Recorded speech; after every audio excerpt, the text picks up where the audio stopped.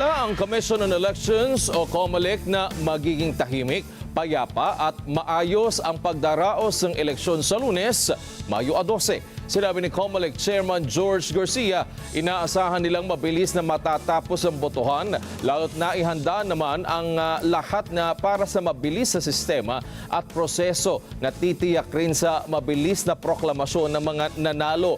Kasabay nito, umapila si Garcia sa publiko, magtiwala sa electoral process at huwag mahulog sa fake news.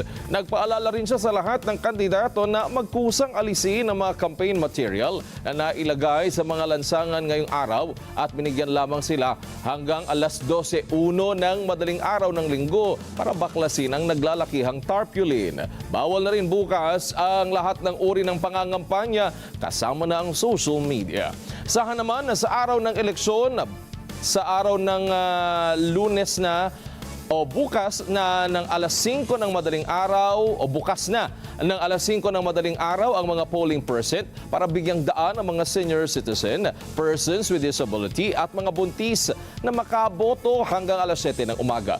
Ang regular na oras naman ng botohan magsisimula alas 7 ng umaga hanggang alas 7 ng gabi.